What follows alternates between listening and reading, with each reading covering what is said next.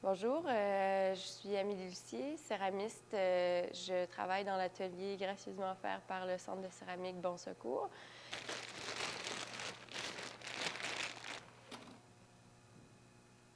Bon, là, je pétris la terre, en fait, avant de tourner.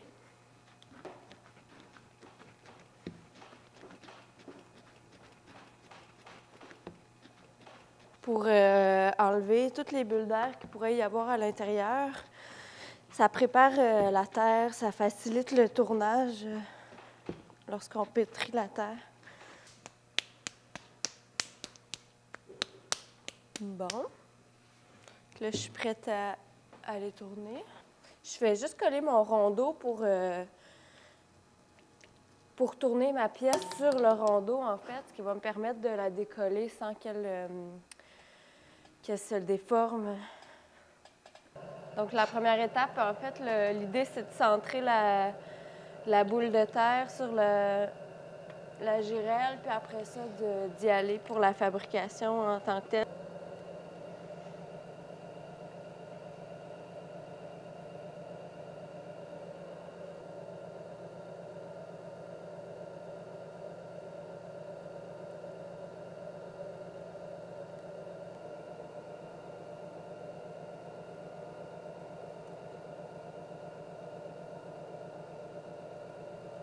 Celle-ci, le mortier spécifiquement, c'est une pièce qui est assez lourde, donc je travaille volontairement avec une grosse masse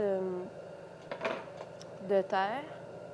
Donc là, je commence, dans le fond, la fabrication du mortier. Il y a toujours cette préparation-là de la terre avant de pouvoir tourner la pièce.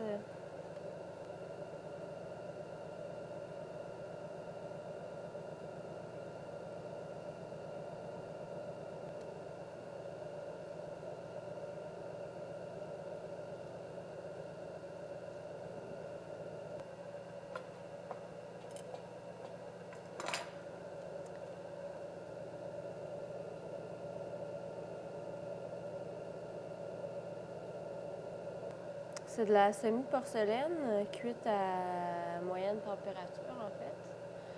Je l'utilise à cause de sa couleur. C'est un blanc cassé. Les mesures deviennent super importantes parce que la terre, en cuisant, elle a un retrait.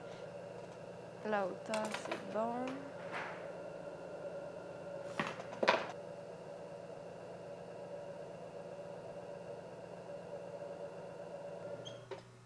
Voilà, la première partie est donc terminée.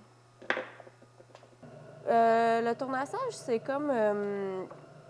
c'est vraiment de venir travailler, en fait, tout ce qui est le dessous.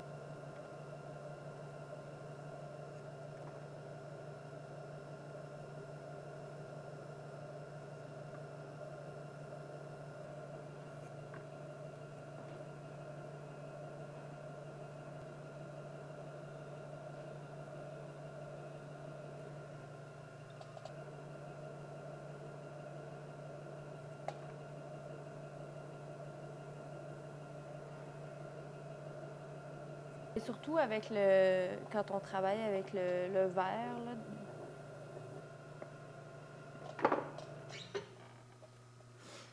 L'étape du tournassage est pas mal terminée.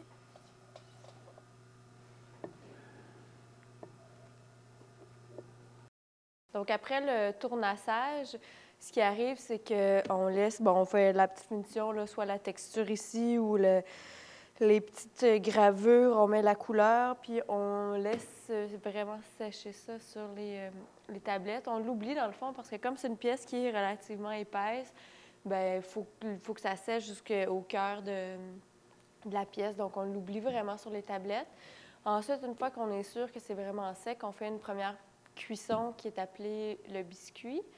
Une fois que le biscuit est fait, on défourne puis on applique la glaçure. Normalement, lorsque je commence à faire les lignes, je me fais une bonne journée de tournage, une bonne journée de tournassage, puis à la fin de ma journée, les pièces sont quand même durcies, puis c'est là que ça devient plus facile de graver des petites lignes. Puis une fois que c'est complètement sèche, c'est là que j'applique la couleur. J'aime bien travailler subtilement avec la couleur parce que le fait d'intégrer le vert qui est assez coloré, ça vient, je trouve, chercher un bel équilibre entre la pureté de la céramique blanche puis la folie de la couleur dans le vert.